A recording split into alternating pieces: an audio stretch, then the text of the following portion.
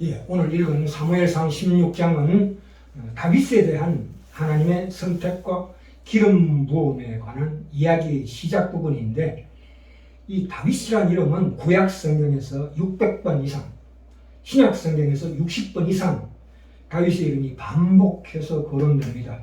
그 이유는 무엇일까요? 예수님 외에 성경에서 가장 중요한 인물이 다윗입니다. 다윗은 우리가 알다시피 왕같은 제사장의 전형입니다. 창세기 1장으로 가볼까요? 창세기 1장에 보시면 1장 26절부터 28절에 보시면 26절 나옵니다. 하나님이 가라사대, 이 하나님이 가라사대, 이거는 복수입니다. 복수, 삼위일체 하나님을 이끄는 겁니다. 하나님이 가라사대, 우리의 형상을 따라. 누구의 형상을 따라요? 우리의 형상을 따라. 예, 삼위 하나님의 형상, 그것이 무엇입니까? 결국 그것은 사랑입니다. 삼위 하나님께서 사랑으로 완벽하게 묶여진 그게 형상이에요. 그걸 우리 형상을 우리 속에 있다 이 말입니다. 우리의 형상을 따라, 그리고 뒤에 따라서 하나님 가라사대 우리의 형상을 따라 우리의 모양대로. 이 모양이라는 게 뭡니까? 모양이라는 건 하나님의 권세, 권위, 주권입니다. 그렇죠?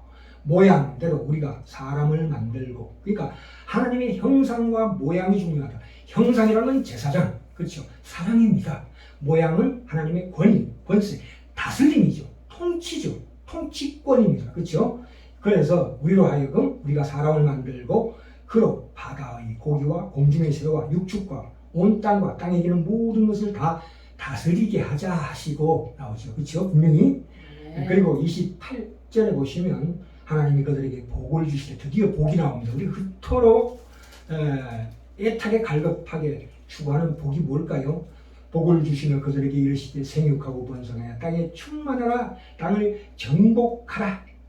바다의 고기와 공중의 새와 땅에 움직이는 모든 생물 자연 만물을 다스리라 하시니라. 다스림입니다. 왕이 뭐라고요? 왕은 다스림입니다. 하나님의 주권, 권위입니다. 하나님의 나라의 최고의 주권은 왕에게 있습니다. 그 왕의 속에 감춰진 형상이 어떠해야 할까요? 사랑으로 충만해야 합니다. 자, 근데 이 다윗에게 표현되어진 제사장이라는 것은 뭐냐면, 일반 레위 지파의 레위 계열의 형태로서의 제사장하고 다릅니다. 히브리서 1장에 가볼까요? 히브리서 1장에 보시면 이 다윗은 위대한 시인입니다. 시편 150편 중에서 73편을 다윗이 지었습니다. 위대한 시인이요 음악가입니다. 그래서 히브리서 1장 시작할 때부터 다윗이 시로부터 시작합니다. 13절 어느 때 천사 중 누구에게 나옵니다. 시편 110편 1절입니다. 내가 내 원수로 내 발등상 되게 하기까지는 내 우편에 앉았으라. 그렇죠? 그래서 7장으로 갑니다. 그래서 7장에 가시면 이 제사장에 대한 이 다윗에게 주신 이 제사장의 특별함을 설명하고 계십니다. 그래서 7장 가시면 분명히 1절에 이 멜기세덱 살렘 왕이요 지극히 높으신 하나님의 제사장이라는 표현이 나옵니다. 그래서 5절에 레위의 아들들 가운데, 그러니까 아브라함이 허리에서 난 6절에 레위 족보에 들지 아니한 멜기세덱 이렇게 나옵니다. 그러니까 이 제사장이라는 것은 형태적으로는 레위 지파 사람들에 의해서 제사장이 연결됩니다. 말하자면 아론 대제사장, 모세, 그리고 나중에 사독의 후예로 이어지는 혈연 관계죠.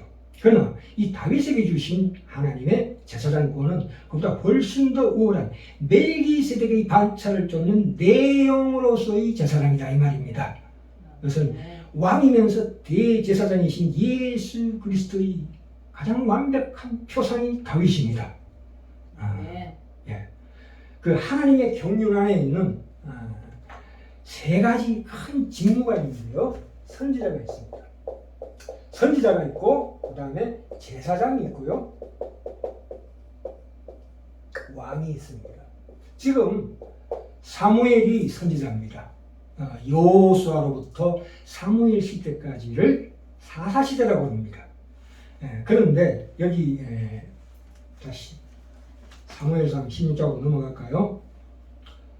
1절에 보시면 내가 여호와께서 사무엘에게 이르시되 내가 이미 사울을 버려 이스라엘 왕이 되지 못하게 하였거늘 이렇게 합니다. 이미 지금 현재 왕은 사울이지만 이미 하나님은 그를 버리셨다. 그래서 그 진정한 왕을 이는 내가 그 아들 중에서 누구의 아들? 이새의 아들 중에서 한 왕을 이미 찍어놨다. 선택했다. 이 말씀입니다. 그러니까 네가 베들레헴으로 가라. 가서 그 아들에게 그 아이에게 기름을 부어라. 이렇게 말씀하고 있는 대목입니다. 그렇죠? 이 사울 왕은 그 사무엘상 8장에 보시면 이스라엘 백성들이 왕을 세워달라. 우리도 그 왕이 필요하다. 그건 뭡니까? 이방의 왕들을 모방하는 거지. 이방의 왕. 그렇죠? 그건 뭡니까? 왕권 지상주의죠. 왕이 모든 것을 쥐고 흔드는 그 이방 왕은 참된 왕인 예수 그리스도의 모형이 될 수가 없습니다. 그것이 표상이 사울입니다. 사울을 하나님께서 결국 패하시고 그들이 시편 106편 14절 15절에 보시면 여호와께서 저희의 요구한 것을 들어주셨을지라도 그의 영을 파리하게 하셨도다 하는 것처럼 이스라엘 백성들의 왕을 세워라라는 요구에 의해서 사울을 세워줬지만 그 사울이 바로 하나님의 징계에 해당한다 이 말입니다. 그대로 요구를 들어주셨을지라도 그 영혼을 파리하게 하신 가장 중요한 표적입니다. 그래서 이 다윗을 세우러 이제 갑니다. 우리가 보통 우리가 성경의 인물들을 가지고 우리 신앙의 모델로 삼으려고 하는데 사실은 저는 별로 동의하지 않습니다. 왜냐하면 성경에 나오는 인물은 하나같이 사실은 특이한 그런 모델이 별로 없습니다. 아브라함도 그렇고 이삭도 그렇고 야곱도 그렇고 다윗도 그렇고 우리가 본받을 만한 사람이 아닙니다. 인간 다윗은 참으로 너무나 인간적입니다. 왜냐하면 성공적인 삶을 살지 못했습니다. 참으로 불행한 아버지였습니다. 신실하지 못한 남편이었습니다. 이 다윗이 얼마나 참 말하자면 지질이 못난 사람인지 모릅니다. 8명, 공식적으로 8명의 아내를 뒀는데 또 다른 후처도 있고 또 첩들도 상당합니다.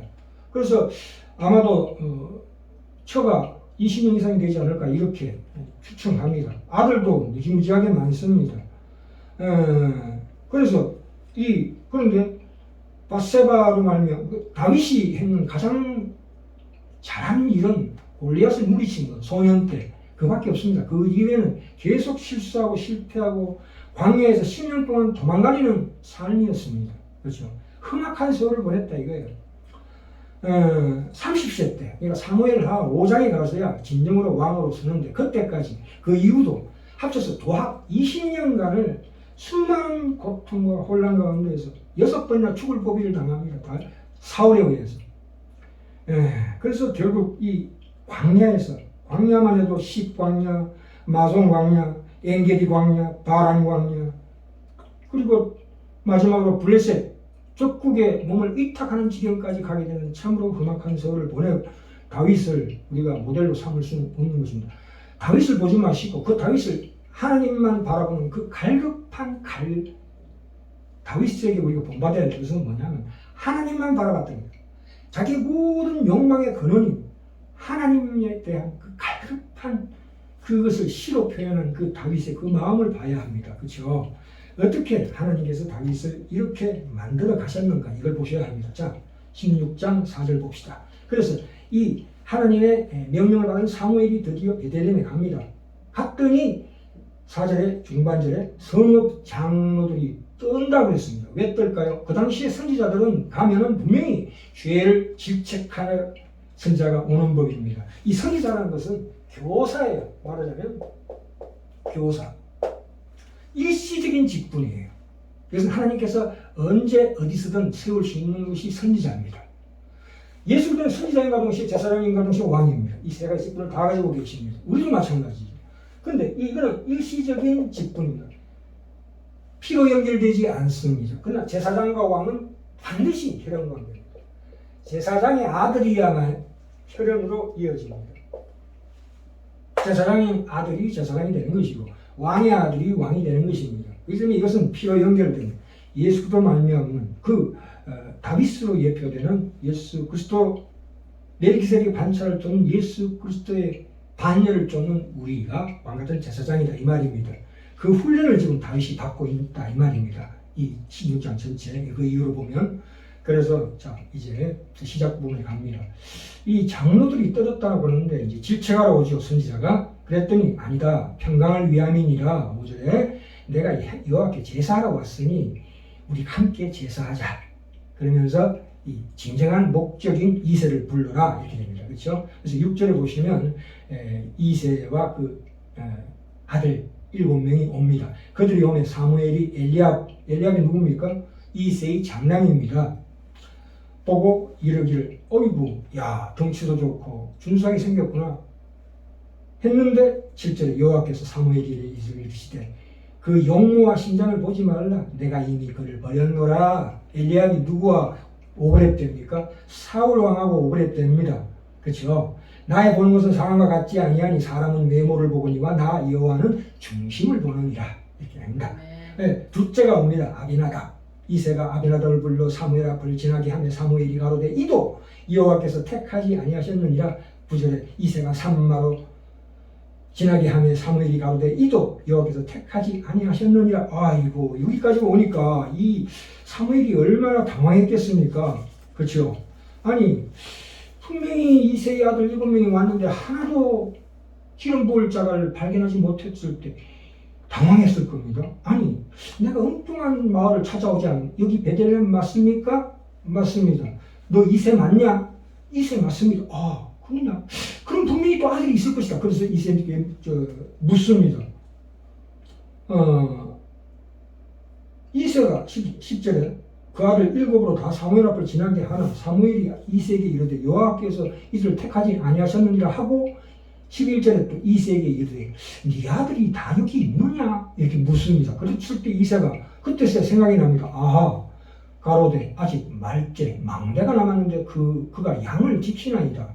그래서 사무엘이 이 정신 나간 인간아 어서 가서 그를 데려와라. 그죠?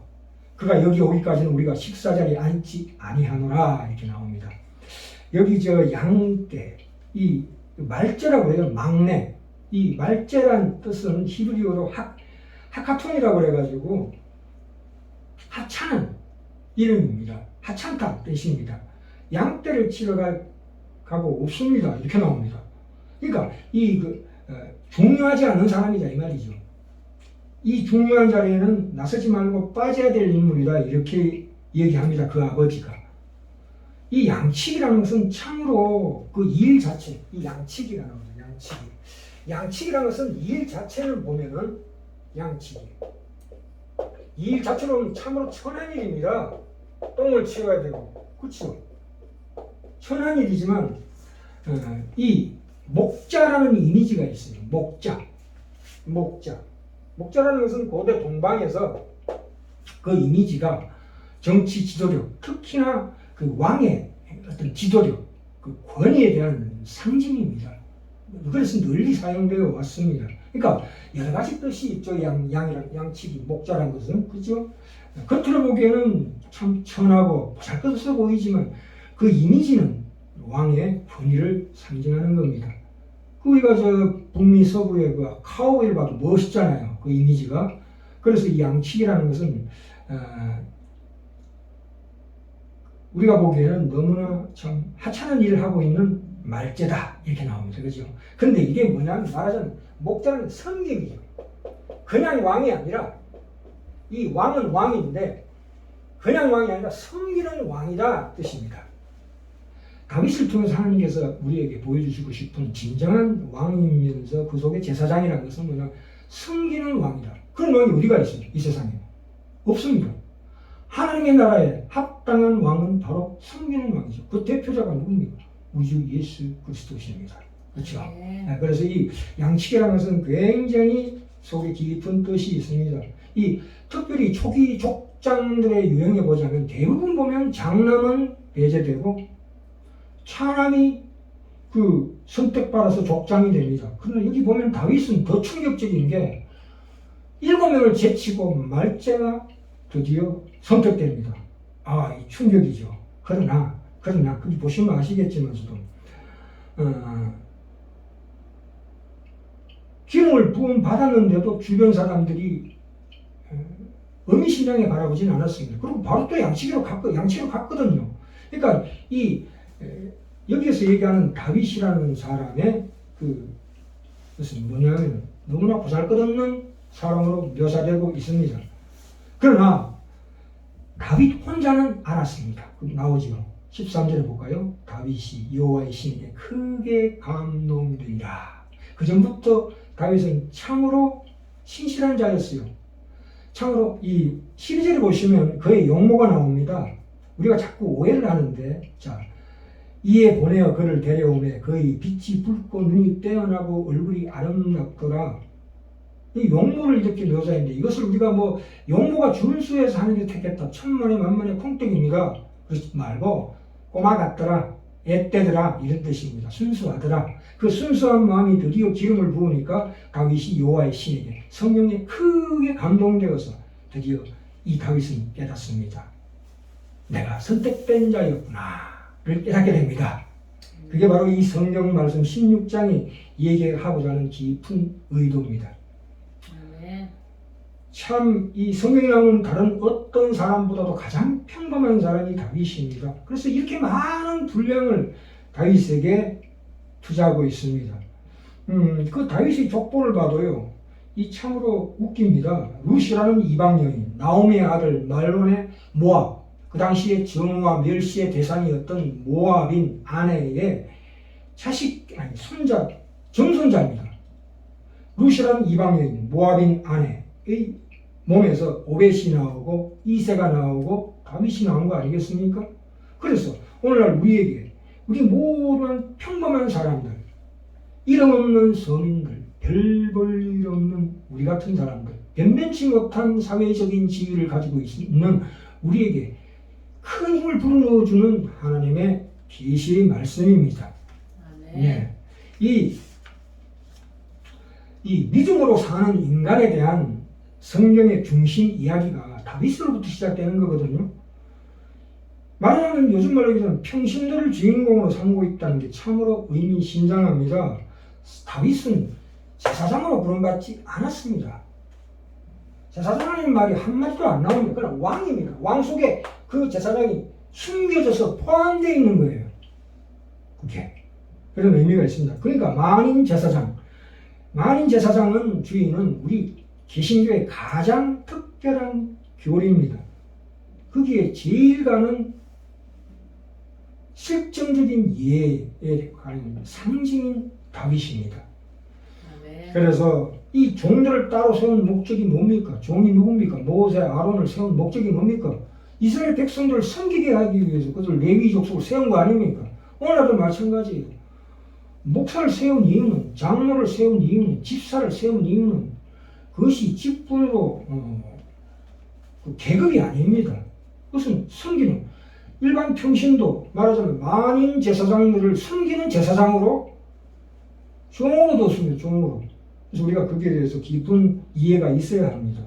그래서 이 애굽에서 탈출했을 때 이스라엘 백성들에게 하나님께서 무슨 말씀하셨냐 하면, 너희 나라는 나를 섬기는 제사장 나라가 되고 너희는 거룩한 민족이 될 것이라. 아니, 뭐라고요? 우리가 제사장이 된다고요? 맞습니다. 신약에도 베드로전서 2장 9절에 나오죠. 볼까요? 잠깐 확인해 봅시다. 베드로전서 2장 9절에 뭐라고 나옵니까? 오직 너희는 택하신 족속이요 왕같은 제사장들이요 거룩한 나라요 그의 소유된 백성이니 이는 너희를 어두운 데서 불러내어 그의 기이한 빛에 들어가게 하신 자의 아름다운 덕을 선전하게 하였습니다. 우리 모두에게 다 제사장이 됩니다. 이 제사장은 화려한 제복 입는 제사장이 아닙니다. 어떤 특별한 특권과 권위를 갖추지 않았습니다만 어떤 위계질 수도 없는, 위아래가 없는 제사장입니다. 그렇죠? 이 제사장이라는 게 뭐냐면 정의를 내립니다. 하나님 앞에서 진정한 하나님이 원하시는 인간, 사람을 나타내고 있습니다. 하나님 앞에서 어떤 사람이 되어야 하는가를 나타내는 존재가 제사장입니다. 또한 사람들 앞에서 하나님을 나타내는 존재가 됩니다. 그렇죠? 사람들 앞에서 하나님이 어떤 분이신가를 나타내는 존재로 서는 것입니다. 손과 빛으로 선다 이 말입니다.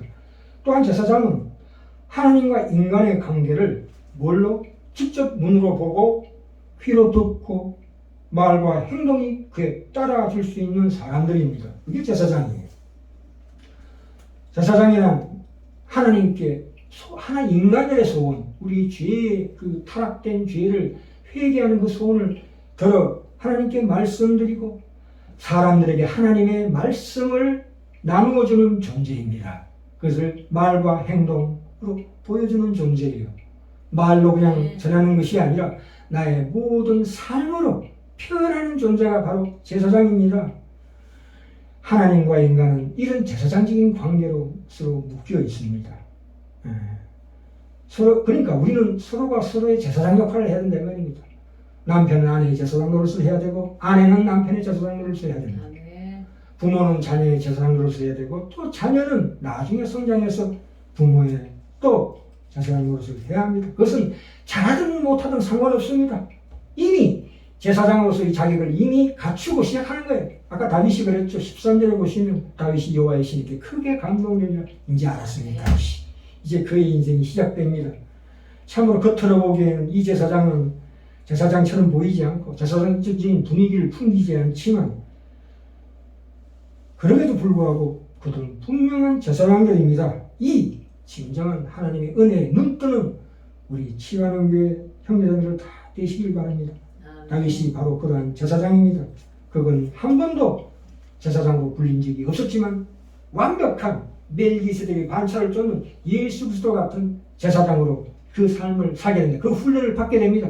그것의 표상입니다. 예수의 표상입니다. 이제 다윗을 통해서 우리가 그 하나님의 그 진정한 의도를 바라보고 우리의 삶도 다윗의 그 흉악한 세월 가운데서도 꺾이지 않고 하나님을 갈급하게 찾으며 그로부터 하나님으로부터 응답받는 놀라운 인생의 경험이 있기를 간절히 축원합니다.